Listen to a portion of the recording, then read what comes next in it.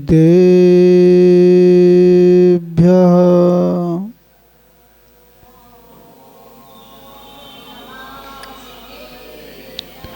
ॐ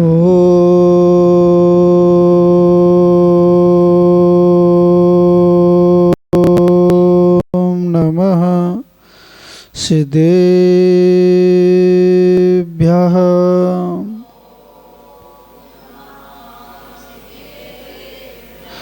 ॐ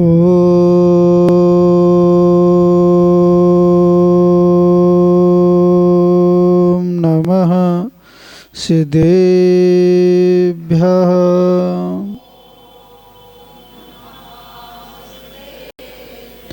ऋणत्यं च वन्दे चौवीशं जणसदा वन्दे पंचगुरुणा वन्दे चरणं चरणं सदा वन्दे णमो अरिहन्ताडं णमो सिद्धाडं णमो कायरियाडं णमो वज्रायाडं णमो लोए सभ्यसाऊडं। बोलो अनंतानंद सतपरमेष्टि भगवान की, चिंतामणि पारसनाथ भगवान की, अंतिम तीर्थेश वर्धमान स्वामी की, गणाचार्य श्री विराग सागर जी महाराज की, आचार्य श्री विद्यासागर जी महाराज की, आचार्य श्री विनिश्चय सागर जी महाराज की, अहिंसा परमो धर्म की। बोलो पूज्य गुरुवर 108 श्री प्रवर सागर जी महाराज की जय, मुनि संघ की जय। भव्य आत्मन, इस संसार पर दृष्टि पड़ती है तो ऐसा प्रतीत होता है जिनके ज्ञान गुण की विभाव पर्याय समाप्त हो गई हैं, वह अतीन्द्रिय सुख का अनुभव कर रहे हैं। और जिनके विभाव गुण की पर्याय निरंतर बनी हुई है, जिनका परोक्ष ज्ञान है, एक देश प्रत्यक्ष ज्ञान है, वे जीव इंद्रिय सुख का ही अनुभव कर रहे हैं। पर आचार्य वर्ग कह रहे हैं जो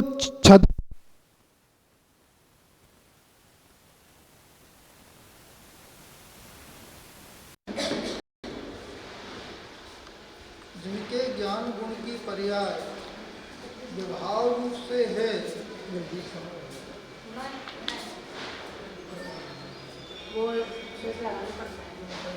वह जीव पुरुषार्थ कर सकते हैं, धर्म पुरुषार्थ कर सकते हैं, मोक्ष पुरुषार्थ कर सकते हैं। वो जो विभाव गुण की पर्याय है उसको विनाश कर कर सुख का अनुभव कर सकते हैं।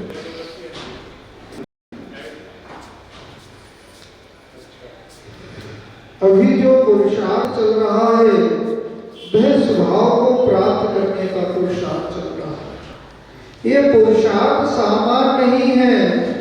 जो पुरुषार्थ है, जो धर्म का पुरुषार्थ है, ये सामान्य पुरुषार्थ नहीं है, ये विशेष पुरुषार्थ है। जीव धर्म को धारण करता है और वह पुरुषार्थ करता है, कर्मों का क्षय करता है और विभाव गुण की पर्याय को विनाश कर कर अनंत सुख का अनुभव करता है। भैया संयोजक साहब, कल पुरुषार्थ हुआ, कल आदिनाथ भगवान की जन्म जयंती और कितने पुण्य का संचय कर लिया। सामान्य पुरुषार्थ नहीं है, जहाँ की कहते हैं जैसा राजा होता है वैसी प्रजा होती है। क्या होती है? यदि आपने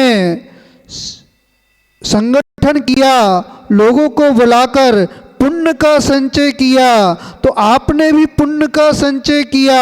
जो संयोग में जीव आए हैं उनने भी पुण्य का संचय किया, उसमें से कुछ भाग आपको भी मिला। क्या मिला? क्योंकि आचार्य वर्ग कह रहे हैं राजा जैसा कार्य करता है, यदि पुण्य रूप कार्य करता है तो पुण्य का भाग राजा के हिस्से में जाता है, और पाप की क्रिया करता है तो पाप का भाग भी राजा के हिस्से में जाता है। जैसा पुरुषार्थ होगा वैसे पुण्य पाप का संचय होगा। कल आदि भगवान की जन्म जयंती मनाई गई, सभी चौक वालों ने भगवान की जयंती मनाई और अद्वितीय पुण्य का संचय किया। क्या किया? पुण्य का संचय किया। जब भगवान का जुलूस निकल रहा था, भैया संयोजक साहब क्या नाम है? अरविंद कुमार जी। जब वह भगवान का जुलूस निकल रहा था, मैं चिंतन कर रहा था। जब मैं 12 वर्ष पूर्व से गलियों में घूमता था तो अकेले घूमता था, और जब ऐसा पुण्य बढ़ा, ऐसा पुण्य पड़ा कि जब मैं चौक में आया तो अरिहंत भगवान के साथ विहार करते हुए इस नगर की परिक्रमा की और पुण्य का संचय किया। मैंने अपने पुण्य का भी संचय किया और जो साथ में लोग थे उन्होंने भी पुण्य का संचय कर लिया। आचार्य वर्ग कह रहे हैं, जो महोत्सव होते हैं, तीर्थंकरों के महोत्सव होते हैं, वो सामान्य नहीं होते, वो विशेष होते हैं। जीव महोत्सव में आते हैं, जो मिथ्या दृष्टि जीव है तीर्थंकर के महोत्सव में आता है, देव महोत्सव में आते हैं, ऐसा पुण्य का संचय करते हैं, ऐसा पुण्य का संचय करते हैं। जो आदि मिथ्या दृष्टि है वो भी अपने कर्मों का उपशम करता है, क्षयोपशम करता है और सम्यक दर्शन को उत्पन्न कर लेता है। क्या कर लेता है? उत्पन्न कर लेता है। कोई भी धर्म की क्रिया सामान्य नहीं है। अपने पुण्य को सामान्य मत समझना। जो उपदेश सुन रहे हो इसको भी सामान्य मत समझना। क्या नहीं समझना? जो धर्म का उपदेश है, असंख्यात गुणी अशुभ कर्मों की निजरा हो रही है। क्या हो रही है? असंख्यात गुणी कर्मों की निजरा हो रही है। एक चोर था, सरदार था वो चोरों का, उसका पुत्र भी चोर था, उनका व्यापार चोरी का था। आपका कौन सा व्यापार है? यदि छल कपट है तो आपका व्यापार भी चोरी का है। किसका है? जहाँ पे पूर्वक प्रवृत्ति नहीं है, वहां पर अशुभ कर्म का आश्रय हो रहा है, और वहां पर जहाँ पर छल होता है, जहाँ पे मायाचारी होती है, आचार्य वर्ग करे वहां पे चोरी का दोष लगता है। किसका दोष लगता है? चोरी का दोष लगता है। तब वह चोर चोरी करता था, वो अपने पुत्र से कहता था, कभी दिगंबर साधु उपदेश मत सुन लेना, कभी जिनवाणी का श्रवण मत सुन लेना। यदि जिनवाणी का श्रवण सुन लोगे तो पाप कर्म छूट जाएगा, पाप कर्म छूट जाएगा तो तुम्हारा व्यापार भी छूट जाएगा। लोगों को डर लगता है। किससे डर लगता है? जिनवाणी सुनने से डर लगता है, गुरुओं के पास आने से डर लगता है, प्रभु के दर्शन करने से डर लगता है। आचार्य वर्ग कह रहे हैं, जिनके मिथ्यात का उदय, जो मिथ्यात का उदय, जो पुण्य से भीरू हैं, उन्हें पुण्य की क्रिया में डर लगता है, और जो पाप भीरू होते हैं उन्हें जो पाप से भीरू होते हैं उन्हें पाप कार्य करने से डर लगता है। आपको डर लगता कि नहीं लगता? अभी विधान हो जाए, 5 घंटे खड़ा रहना पड़े तो कैसा लगेगा? डर लगने लगेगा। समय बढ़ रहा है, सिद्ध चक विधान होता है तो समय बढ़ते हैं, अर्घ बढ़ते हैं, व्यक्ति की आकुलता होती है, और वह जहाँ पे पुण्य का संचय होना चाहिए, जीव वहाँ पर पाप का संचय कर लेता है। आपका मन आकुल व्याकुल तो नहीं हो रहा? यदि आकुल व्याकुल मन हो रहा है तो सभा में भी आप पाप का संचय कर रहे हो। किसका संचय कर रहे हो? पाप का संचय कर रहे हो, और आकुलता निराकुलता समाप्त हो रही है, निराकुलता समाप्त हो रही है। आचार्य वर्ग कह रहे हैं वहाँ पर पाप का संचय हो रहा है, और जहाँ पर आकुलता हो रही है, जहाँ पर आकुलता हो रही है वहाँ पे पाप का संचय हो रहा है, और जहाँ पे निराकुलता बढ़ रही है वहाँ पे पुण्य का संचय हो रहा है। तो वह चोर चला जा रहा था, उपदेश चल रहा था। तरुण सागर जी महाराज जी भी जलेबी खा रहे थे। क्या खा रहे थे? जलेबी। जब उनका चतुर्मास हुआ उस समय में विद्यालय में अध्ययन करता था, तो उनने अपने उस प्रवचन में कहा था, मैं जलेबी खा रहा था, मात शब्द चले गए, कान में शब्द चले गए। तो जीव है परमात्मा बन सकता है, तो सामान्य जीव है परमात्मा बन सकता है। बस वचन सुने, बैराग का अंकुर फूट गया और 13 वर्ष की उम्र में संयम को धारण कर लिया। भैया बैराग की कोई उम्र नहीं, कारी वाले भैया, बैराग की कोई उम्र नहीं है। शादी की उम्र तो है, किसकी उम्र है? विवाह की उम्र तो है, पर बैराग की कोई उम्र नहीं है। आचार्य वर्ग कह रहे हैं, 8 अंतर्मुहूर्त समय बचा हुआ हो, जीवन का समय बचा हुआ हो, अंतर्मुहूर्त आयु बची हुई हो, और तब भी जीव संयम को धारण कर सकता है, संलेखना मरण कर सकता है, अपनी पर्याय को धन कर सकता है। भैया बैठे बैठे जाना है कि लेटे लेटे जाना है? कैसे जाना है? जाना तो बैठे बैठे के। पुरुषार्थ कौन सा चल रहा है? लेटे लेटे का पुरुषार्थ चल रहा है कि बैठे बैठे का पुरुषार्थ चल रहा है? वो तो केवल ही भगवान जानते हैं। कौन जानते हैं? संलेखना मरण का पुरुषार्थ चल रहा है कि कुमरण का पुरुषार्थ चल रहा है, यदि धर्म ध्यान चल रहा है, धर्म ध्यान चल रहा है, जिन्हें भगवान की आज्ञा समझ में आ रही है, तो आचार्य वर्ग कह रहे हैं समाधि मरण की ओर पग चल रहे हैं। क्या चल रहे हैं? बैठे बैठे जाने का पुरुषार्थ चल रहा है। उत्कृष्ट समाधि आचार्य वर्ग कह रहे हैं समाधि का कल 12 वर्ष का अभ्यास चाहिए। कितना चाहिए? 12 वर्ष का अभ्यास चाहिए। जब 12 वर्ष का अभ्यास होगा तब संलेखनामरण होगा। अभ्यास कौन सा है? आचार्य विनिश्चय सागर जी महाराज विहार करते हुए एक नगर में पहुंचे। उस नगर में एक परिवार में एक व्यक्ति मरणासन अवस्था में लेटा हुआ था। परिवार के लोग आए और परिवार के लोग आचार्य श्री से कहने लगे, आप इनको संबोधन कर दो। क्या कर दो? इनका संबोधन कर दो, अंतिम समय चल रहा है, धर्म का उपदेश दे दो। आचार्य सहज भाव से उनके घर पर चले गए, उस जीव के कल्याण के लिए घर पर चले गए। वो संबोधन कर रहे हैं, भैया तुम्हारी अंतिम इच्छा क्या है? आचार्य श्री पूछ रहे हैं तुम्हारी अंतिम इच्छा क्या है? श्वासें चल रही हैं, कुछ पल की श्वासें चल रही हैं। आचार्य वर्ग कह रहे हैं तुम्हारा अंतिम परिणाम क्या है? तो वह व्यक्ति कह रहा है मेरी इच्छा हो रही है, मुझे खाना है। क्या खाना है? समोसा खाना है। आचार्य वर्ग कह रहे हैं जिस जीव ने जैसा जीवन भर पुरुषार्थ किया है, जिन भावों को भाया है, जब प्राण निकलेंगे वो वस्तु सामने आएगी, वो सामग्री सामने आएगी, वो इच्छा प्रकट होगी। लोग चौक के मंदिर आते हैं, कुछ लोग मंदिर नहीं आते। किस लिए आते हैं? नाश्ता करने के लिए आते हैं, कचौड़ी समोसा को ग्रहण करने के लिए आते। मंदिर तो बहाना है। क्या है? मंदिर तो बहाना है।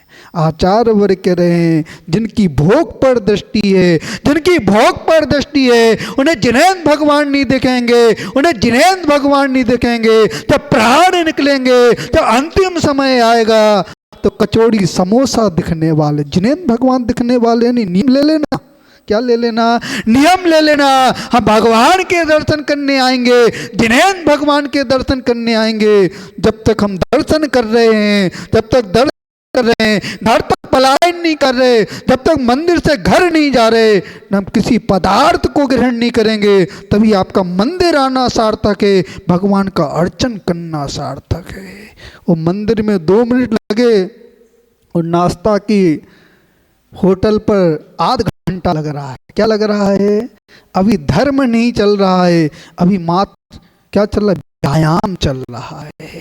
और धर्म समझ में आ जाएगा, धर्म समझ में आ जाएगा तो आचार्य वर्ग कह रहे हैं ऐसा परिवर्तन होगा, ऐसा परिवर्तन होगा, ऐसे पुण्य का संचय होगा। जब प्राण निकलेंगे तो आपके सामने दिगंबर संत खड़े होंगे। कौन खड़े होंगे? संत खड़े होंगे। आचार्य ज्ञान सागर जी महाराज, जब उनका संलेखना का समय आ गया, अंतिम समय आ गया, उनने पद का भी त्याग कर दिया, पद का भी त्याग कर दिया। आचार्य विद्यासागर जी महाराज जी को उस पद पर निर्धारित किया, उस पद पर निर्धारित किया, चारों प्रकार के आहार जाल का त्याग कर दिया। आचार्य वर्ग रहे जिनके पूर्व का पुरुषार्थ होता है, जिनके पूर्व का पुरुषार्थ होता है, जिनके हृदय में पुण्य होता है, सामने गुरु खड़े होते हैं, वो नमोकार मंत्र सुनाते हैं, ये जीव धर्म ध्यान के साथ इस शरीर का त्याग करता है। आचार्य विराग सागर जी महाराज, उनको भी जब समय कुछ बचा, काल कुछ समय बचा, आयु के निशेष कम बचे, उनने भी पद का त्याग किया। आचार्य विशुद्ध सागर जी महाराज जी को अपने पद पर निर्धारित कर कर उस पद का त्याग किया। और सब जीवों से क्षमा याचना कर ली। क्या कर ली? सब जीवों से याचना कर ली। जिनके प्रति विरोध भाव था उनसे भी क्षमा याचना हो गई। उनके प्रति उनके अंदर विरोध भाव नहीं था, जो पाले हुए थे उनसे क्षमा याचना कर ली, सबसे क्षमा याचना कर ली। संसार में जितने भी जीव हैं मैं उनको क्षमा करता हूँ, और सब जीव मुझे क्षमा कर दें। जहाँ पे धर्म का प्रभाव होता है, जहाँ पे वात्सल्य का प्रभाव होता है, वहाँ पे मरते समय ऐसी भावना आती है। भैया समझ में आ रहा कि नहीं आ रहा? धर्म कहाँ से प्रारंभ होता है? क्षमा से प्रारंभ होता है। कहाँ से होता है? धर्म की प्रथम सीढ़ी क्षमा से होती है। यदि क्षमा का भाव है तभी धर्म होगा, और क्षमा का भाव नहीं है तो धर्म होने वाला। माला लेकर बैठना, इन माओं से पूछो, माला लेके बैठते तो कितने समय मन लगता है? वो तो केवली भगवान जानते हैं। कौन जानते हैं? केवली भगवान जानते हैं। जो परिणति चल रही है, यदि क्षमा का भाव होगा तो महामंत्र समझ में आएगा, और क्षमा का भाव नहीं है तो देश समझ में आएगा और राग समझ में आएगा। धर्मानुराग समझ में आने वाला नहीं। तो वह चोर चला जा रहा था, उपदेश चल रहा था। क्या चल रहा था? उपदेश चल रहा था, उपदेश चल रहा था। उसने कान में उंगली डाल ली। क्या डाल ली? आप उंगली डाले हुए हो कि नहीं डाले हुए हो? महाराज हम तो आचार्य विद्यासागर महाराज जी का भी उपदेश सुन लिया, आचार्य विराग सागर का भी सुन लिया, आचार्य विशुद्ध सागर का भी सुन लिया, आचार्य विनिश्चय सागर का भी सुन लिया। कोई फर्क पड़ा कि नहीं पड़ा? आचार्य वर्ग यदि गुण स्थान में परिवर्तन आया, किस में परिवर्तन आया है? यदि गुण स्थान में परिवर्तन आया है, विशुद्धि में परिवर्तन आया है, तो कुछ प्रभाव पड़ा है। त्याग की भावना बनी है, संयम की भावना बनी है, तप की भावना बनी है, तो आपके जीवन में परिवर्तन आया है। रात्रि भोजन करते कि नहीं करते? संयोजक साहब रात्रि भोजन करते? कभी ना कभी तो कर लेते महाराज। यदि रात्रि भोजन का त्याग है तो 6 महीने उपास का फल मिल रहा है। क्या मिल रहा है? यदि आपके रात्रि भोजन का त्याग है, सूर्योदय के 48 मिनट पहले यदि आपने चारों प्रकार के फल का त्याग कर दिया तो 6 महीने उपास का फल मिल रहा है। सामान्य बात नहीं है, सामान्य बात नहीं है। रात्रि भोजन के त्याग में ऐसी शक्ति छिपी हुई है, ऐसी शक्ति छिपी हुई है। व्यक्ति उपास नहीं करते हुए भी उपास के फल को भोग रहा है। और जो व्यक्ति रात्रि भोजन करते हैं उन्हें ऐसी पर्याय मिलती हैं, ऐसी पर्याय मिलती है। उन्हें मांस का भक्षण करना पड़ता है, उन्हें बिलाव बनना पड़ता है। क्या बनना पड़ता है? बिलाव बनना पड़ता है। ऐसी पर्याय मिलती हैं, ऐसी पर्याय मिलती हैं। और जो रात्रि भोजन का त्याग करते हैं वो देव गति को प्राप्त करते हैं। जो सम्यक दृष्टि जीव होते हैं वो रात्रि में भोजन को ग्रहण नहीं कर सकते। सम्यक दर्शन की पहचान करना हो तो सबसे बड़ी पहचान है जिसके रात्रि भोजन का त्याग है, वह सम्यक दृष्टि जीव है। जो सम्यक ऐसा लग रहा है वह सम्यक दृष्टि जीव है। देवता गुरु पर जिसको श्रद्धान है, देवता गुरु पर श्रद्धान है, 7 तत्वों पर जिस पर श्रद्धान है वो सम्यक दृष्टि जीव है। समझ में आ रहा कि नहीं आ रहा? भैया सम्यक दर्शन सामान्य नहीं है।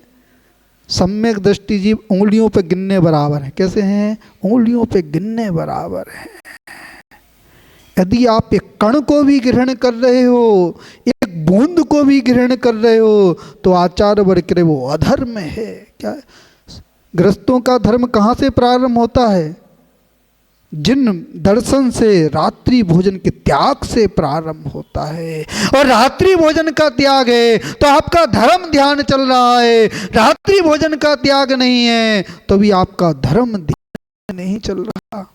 यदि अवक्ष पदार्थ का सेवन कर रहे हो तो भी आपका धर्म ध्यान नहीं है। मुनियों का धर्म ध्यान तो चल रहा है, चतुर्थ काल वो अपने मूल गुणों का पालन करते थे, पंचम काल में भी मूल गुणों का पालन कर रहे हैं। आचार्य विद्यासागर जी महाराज जी के पास एक व्यक्ति आया, ये तो कली काल है, पंचम काल, इस पंचम काल में संयम कैसे? तो आचार्य विद्यासागर महाराज जी ने एक बहुत बढ़िया बात कही, चतुर्थ काल में भी हलवा बनता था और पंचम काल में भी हलवा बनता है। चतुर्थ काल में भी संयम था और पंचम काल में भी संयम है। कोई बाधा नहीं है, कोई बाधा नहीं है, पंचम काल में भी संयम है। उस व्यक्ति को समझ में आ गया, उस व्यक्ति को समझ में आ गया कि पंचम काल में भी संयम है। लोग कहते हैं पंचम काल में संयम नहीं है। जब तक वीरांगत नाम के मुनिराज हैं, जब तक वीरांगत नाम के मुनिराज रहेंगे, पंचम काल के अंत में जो वीरांगत नाम के मुनिराज रहेंगे तब तक मुनि धर्म रहेगा। क्या रहेगा? और जिस दिन वीरांगत नाम के मुनिराज चारों प्रकार के आहार जल का त्याग कर देंगे, 3 दिन शेष रहेंगे, सल्लेखना मरण करेंगे, उस दिन से धर्म लोप हो जाएगा। मात्र पहला गुणस्थान रहेगा, बाकी ये गुणस्थान समाप्त हो जाएंगे। समझ में आ रहा कि नहीं आ रहा? कभी स्वप्न में भी मत कहना कि पंचम काल में दिगंबर साधु नहीं होते। वस्तु स्वभावो धम्बो, जैसा वस्तु का स्वरूप है उसको वैसा ग्रहण करोगे तो धर्म ध्यान होगा, और जैसा वस्तु का स्वरूप नहीं उसको वैसा ग्रहण करोगे तो आचार्य वर्ग कह रहे हैं वो धर्म नहीं, वो तो पाप है। तो वह व्यक्ति चला जा रहा था, वो उपदेश चल रहा था, उस उपदेश में निकला, देवों की परछाई नहीं पड़ती। क्या नहीं पड़ती? देवों की परछाई नहीं पड़ती। वो चला जा रहा था, चला जा रहा था और पांव पत्थर से टकरा गया और उसके पुण्य का उदय आ गया। आपके पुण्य का उदय है कि पाप का उदय है? भैया पुण्य का उदय है कि पाप का उदय है? यदि धर्म ध्यान चल रहा है, उसमें मन लग रहा है, तो पुण्य का उदय। किसका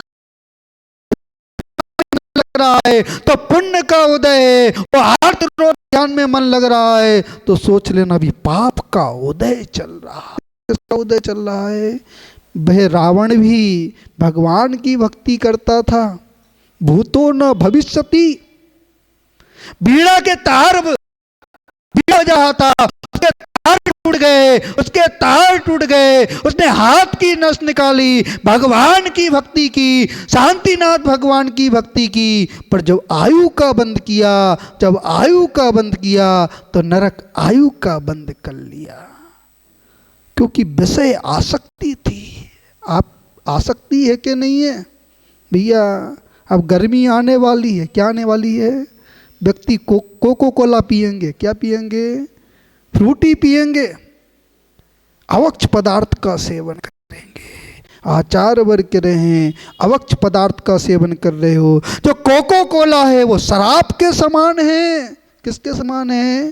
शराब के समान है, कई दिनों की बनी हुई है। वो आचार्य वर्ग कह रहे हैं जिसका स्वाद बदल गया, जिसका वर्ण बदल गया, वो अवक्ष के समान है। जिस पदार्थ की मर्यादा निकल गई वो अवक्ष के समान है। त्याग कर देना, आपका धर्म ध्यान प्रारंभ हो जाएगा। और त्याग नहीं करोगे तो आचार्य वर्ग कह रहे हैं वो पाप बढ़ेगा, निरंतर पाप बढ़ेगा। अब तो एसी चलेंगी, क्या चलेंगी? गर्मी आने वाली है, एसी का सीजन आने वाला है। कितने जीवों की प्रार्थना होगी, कितने जीवों की प्रार्थना होगी। एक बूंद में असंख्यात जीव हैं, पानी के अंचनी एक बूंद में असंख्यात जीव हैं। उन जीवों की प्रार्थना करोगे, इस शरीर को सुख दोगे, इस शरीर को सुख दोगे, वो पाप का संचय करोगे। पहले कच्चे मकान होते थे, कैसे वो मकान होते थे? कच्चे बच्चे हाथ का पंखा चलाते थे और पुण्य का संचय करते थे। आज पक्के मकान बन गए हैं, टाइल्स लग गई है, मार्बल लग गया है, भाव परिवर्तन हो गया है, हिंसा का भाव निरंतर बढ़ रहा है, व्यक्ति धर्म से दूर होता जा रहा है। भौतिक सुविधाएं चाहिए, अच्छा फ्रिज चाहिए, अच्छा सोफा सेट चाहिए, अच्छे पंखे चाहिए। आचार्य वर्ग कह रहे हैं अभी पुद्गल पदार्थ पर दृष्टि है, आत्म गुणों पर दृष्टि नहीं। और यदि आत्म गुणों पर दृष्टि होगी, आत्म गुणों पर दृष्टि होगी तो संतोष होगा। आत्म तो निरंतर असंतोष बढ़ रहा है।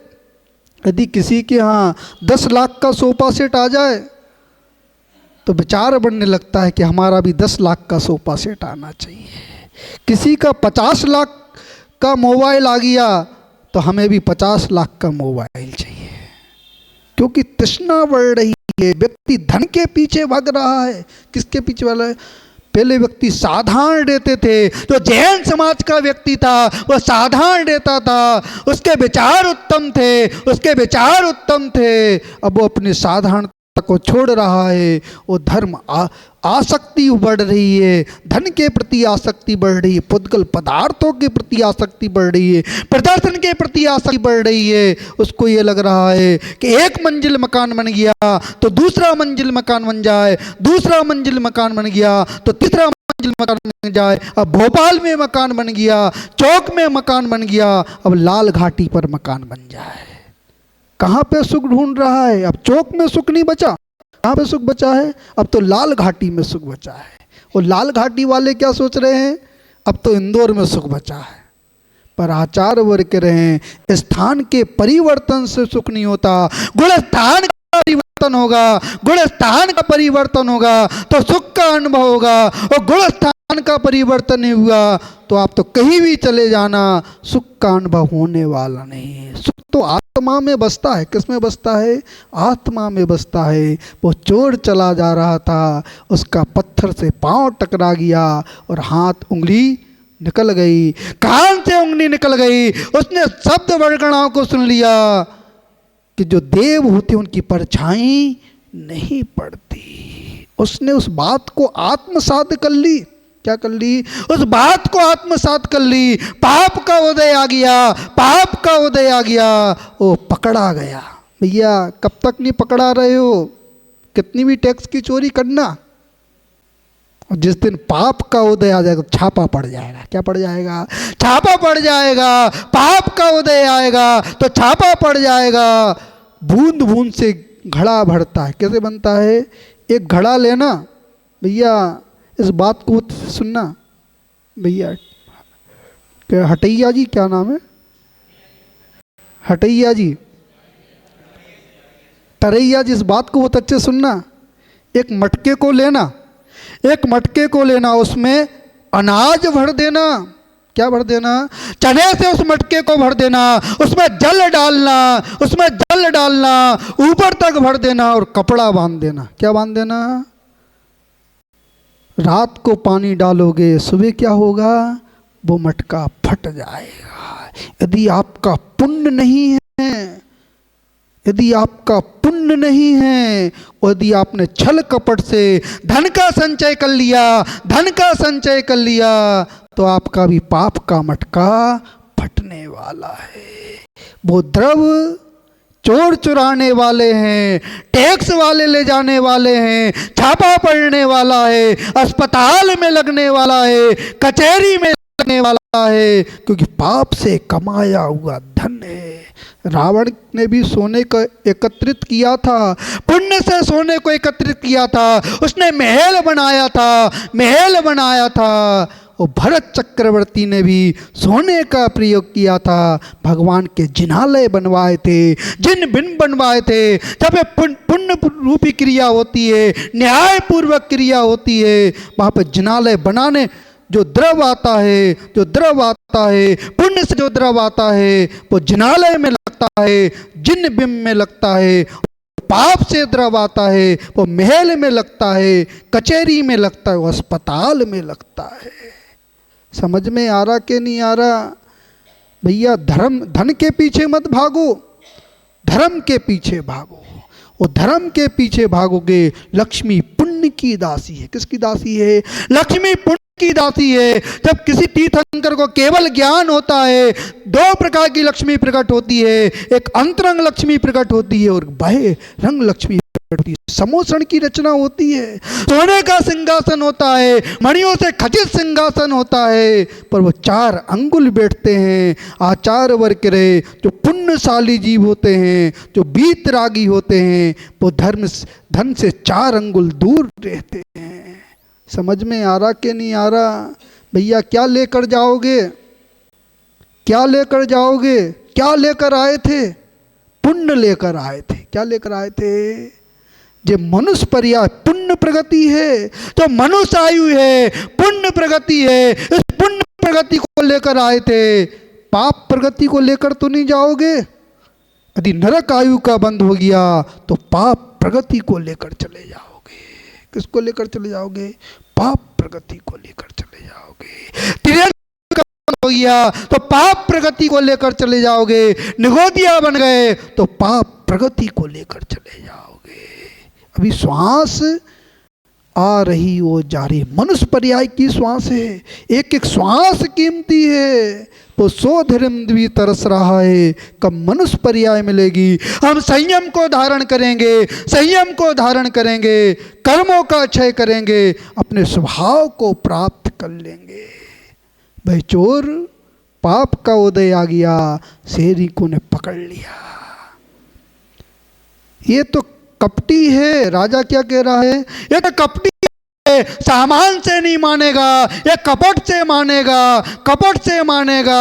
ऐसा दृश्य बताया गया, उसे ऐसा दृश्य बताया गया। तुम स्वर्ग में लेटे हुए हो, स्वर्ग में लेटे हुए हो, देव खड़े हुए हैं, देवांगना खड़ी हुई हैं, तुमने कितनी चोरी की है उससे पूछ रहे हैं। तुम्हें कौन सी जाना है? हम देव बैठा हुआ है, वो निर्णय कर रहा है। चोर से पूछ रहा है। चोर उस देव को देख रहे हैं, और देवों को देख रहे हैं, वो परछाई को देख रहा है। किसको देख रहा है? परछाई को देख रहा है। गुरु का उपदेश समझ में आ गया, उसे गुरु का उपदेश समझ में आ गया, उसे समझ में आ गया। जो दिगंबर संत होते हैं वो असत भाषण नहीं करते, असत भाषण नहीं करते, उसको समझ में आ गया और वो उसने कुछ अपना राज नहीं बताया। जो पुरुषार्थ किया था, जो पाप का पुरुषार्थ किया था, उसने मना कर दिया। मैंने कोई चोरी नहीं की। वो उस सजा से बच गया, उस फांसी की सजा से बच गया। उसने विचार किया, मात्र एक क्षण का उपदेश, एक उपदेश में दंड से बच गया, दंड से बच गया। वो जीवन भर का उपदेश यदि सुन लूँगा तो कितना लाभ होगा, कैसा पुण्य बढ़ेगा, कैसा सुख मिलेगा। वो गुरु के चरण में चला गया, गुरु के शरण में चला गया। गुरु से कहने लगा मुझे उपदेश दे दो, जिन धर्म का उपदेश दे दो। और जैसे जिन धर्म का उपदेश किया, उसने संयम को धारण कर लिया, संयम को धारण कर लिया। समझ में आ रहा कि नहीं आ रहा? भैया संयम समझ में आता कि नहीं आता? महाराज असंयम समझ में आता है। अभी उपदेश सुनेंगे, वो घर पर जाकर क्या करेंगे? ये माएँ क्या करेंगी? सा का काम करेंगी। कौन सा काम करेंगी? अनछने पानी का प्रयोग करेंगी। अब तो जमाना बदल गया है। पहले चक्की से पीसा हुआ आटा व्यक्ति काम में लेते थे, अपने हाथ से कूटे हुए मसाले काम में लेते थे। अब कौन से मसाले लेते हैं? अब तो गोल्डी के मसाले चलते हैं। कौन से चलते हैं? टाटा का नमक चलता है, अन्नपूर्णा का आटा चलता है। और क्या कहते हैं? हमारा पुण्य नहीं बढ़ रहा है। आचार्य वर्ग कह रहे हैं तुम निरंतर पाप के काम कर रहे हो। जो जिनकी मर्यादा निकल गई है, जिन अनाज की मर्यादा निकल गई है, जिन धान की मर्यादा निकल गई है, उसका सेवन कर रहे हो और निरंतर पाप को बढ़ा रहे हो। पहले भोजन की शुद्धि होना चाहिए। उपास का अध्ययन में आचार्य सोमदत्त सूरी ने कहा है गृहस्थों को 2 चीज का ध्यान रखना चाहिए। एक रोटी का व्यवहार का ध्यान रखना चाहिए और एक बेटी के व्यवहार का ध्यान रखना चाहिए। यदि दोनों सुरक्षित हैं, दोनों सुरक्षित हैं तो आपका श्रावक धर्म सुरक्षित है, और दोनों बिगड़ गए हैं तो आपका श्रावक धर्म भी बिगड़ गया है। 2 चीज़ों पर ध्यान दो। एक रोटी शुद्ध होना चाहिए, और जो बेटी का व्यवहार कर रहे हो वो शुद्ध कुल में होना चाहिए, तभी आपका श्रावक धर्म सुरक्षित है। समझ आ रहा कि नहीं आ रहा? महाराज तो पड़ोसी की चर्चा करते हैं, किसकी चर्चा करते हैं? स्वयं की चर्चा नहीं करते। पहले स्वयं को सुधारना पड़ेगा। जब स्वयं का परिवार सुधरेगा, स्वयं का परिवार सुधरेगा, तभी समाज सुधर जाएगा, और स्वयं का परिवार नहीं सुधरेगा तो समाज सुधरने वाला। चर्चा करना बंद कर दो, सुधार करो। क्या करो? सुधार करो, तभी धर्म का प्रभाव होगा। मुझे तो ये लगता है आने वाला कल क्या होगा, क्या होगा, जन्नत का क्या होगा। जैसे मुनि ढूंढने के लिए मिल रहे हैं, इसी प्रकार सोले वाले भी ढूंढने के लिए मिलेंगे। क्या मिलेंगे? समाज की स्थिति खराब होती जा रही है। शुद्धि पर ध्यान दो। किस पर शुद्धि पर? भोजन की शुद्धि पर ध्यान दो। पहले जैनी कहीं भी जाता तो शुद्धि का ध्यान रखता था। बाहर जाता था या अस्पताल में जाता था, बाजार जाता था, तो घर पर आकर स्नान करता था। क्या करता था? स्नान करता था। तभी उसका मन पवित्र था। क्या था?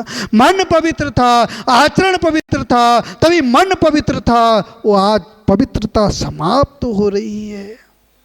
व्यक्ति धर्म तो कर रहे हैं, धर्म तो कर रहे हैं, पर पुण्य का संचय नहीं कर पा रहे, पुण्य का संचय नहीं कर पा रहे, क्योंकि अशुद्धि बढ़ रही है। क्या बढ़ रही है? अशुद्धि बढ़ रही है। वो शुद्धि बढ़ेगी। वो सीता ने वन में रही, अपने कुलाचाल का पालन किया, वन में भी आहार दान किया, वन में भी आहार दान किया, और ऐसा आहार दान किया। उस चंदना ने उस किसके अंदर थी? जेल के अंदर थी। वहां तीर्थंकर प्रभु का पड़घान कर लिया, तीर्थंकर प्रभु का प्रणाम कर लिया, और ऐसे पुण्य का संचय किया, ऐसे पुण्य का संचय किया, जो सामान छिकले थे वो व्यंजन में परिवर्तित हो गए, व्यंजन में परिवर्तित हो गए। ऐसे पुण्य का संचय किया। मुनियों को आहार दान देना सामान्य चीज नहीं है। आचार्य वर्ग कह रहे हैं, जो मुनियों को आहार दान करते हैं, भक्ति भाव से आहार दान करते हैं, और मिथ्यात अवस्था में यदि आयु का बंद कर लिया, और फिर सम्यक को प्राप्त किया, तो भोग भूमि में जन्म होता है। कहाँ होता है? भोग भूमि में जन्म होता है। आहार दान से विशेष पुण्य का संचय होता है। और आचार्य कुंद स्वामी ने कहा, पूजा दान मुख्यम। क्या कह रहे हैं? पूजा और दान श्रावक धर्म के लिए मुख्य धर्म है। यदि पूजन कर रहे हो, दान कर रहे हो, तभी आपका श्रावक धर्म है। और पूजन नहीं कर रहे, दान नहीं कर रहे, अब तो व्यक्ति अभिषेक करते हैं, उसमें संतुष्ट हो जाते हैं। अब तो परंपरा चल गई है कि अभिषेक करो, अर्घ चढ़ाओ, पूरी पूजा हो गई, पर ये अधूरी पूजा है। यदि आप स्थापना नहीं कर रहे, पूरे अष्टद्रव्य को समर्पित नहीं कर रहे हो, तो आपकी पूजा अधूरी है। और विधि पूर्वक पूजन करोगे तो आपको विशेष पुण्य मिलेगा, विशेष पुण्य मिलेगा। आचार्य सिद्धांत चक्रवर्ती, नेमिचंद सिद्धांत चक्रवर्ती ने कहा, जो भव्य श्रावक यदि भगवान की भक्ति पूर्वक अभिषेक करता है, पूजन करता है, जिन संज्ञा को प्राप्त होता है, उसका भी पांडुक शिला पर अभिषेक होता है। क्या होता है? कल जो भगवान का अभिषेक हुआ, महामस्तक का अभिषेक हुआ, शांति धारा हुई, कमेटी वालों को, क्या नाम है? मनोज बंगा और मनोज आरन और संयोजक साहब, इन लोगों ने सभी समाज को बुलाकर विशेष पुण्य का संचय किया।